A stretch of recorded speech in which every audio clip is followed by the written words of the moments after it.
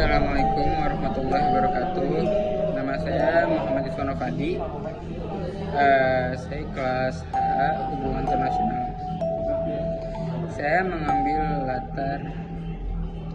tema kebijakan luar negeri. Definisi kebijakan luar negeri. Kebijakan luar negeri atau kebijakan hubungan internasional adalah serangkai sasaran yang menjelaskan cara suatu negara hubungan dengan negara lain di bidang-bidang ekonomi, politik, sosial, dan militer, serta dalam tingkatan yang lebih rendah juga mengenai bagaimana negara hubungan internasional dengan organisasi-organisasi non-negara.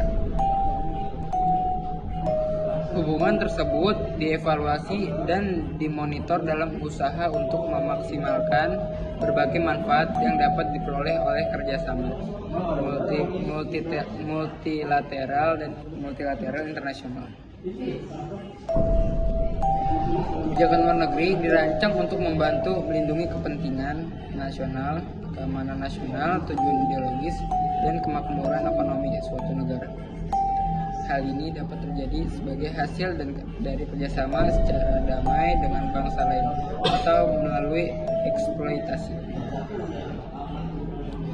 Kebijakan luar negeri adalah salah satu bidang kajian hubungan internasional, dan kebijakan luar negeri merupakan studi yang kompleks karena tidak saja melibatkan aspek-aspek eksternal tetapi juga aspek-aspek internal suatu negara.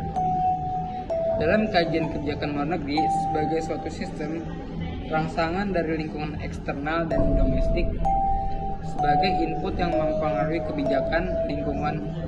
kebijakan luar negeri suatu negara dipersepsikan oleh para pembuat keputusan dalam suatu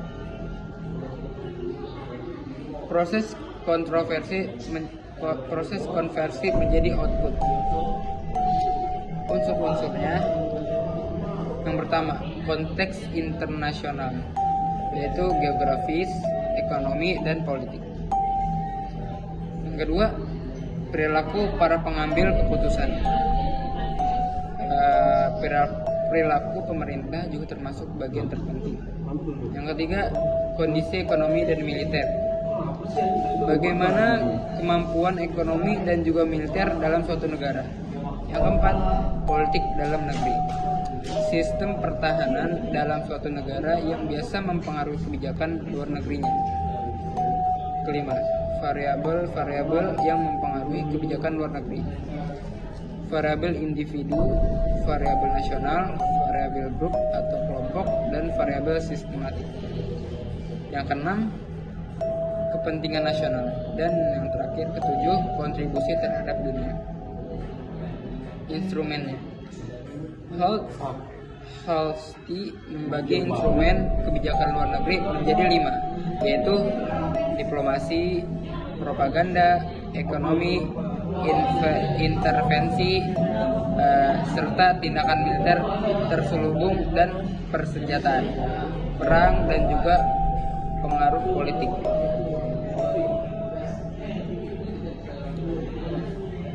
Hubungan KBL, kepentingan nasional. Kebijakan luar negeri suatu negara merupakan refleksi langsung dari kepentingan nasionalnya. Dalam konteks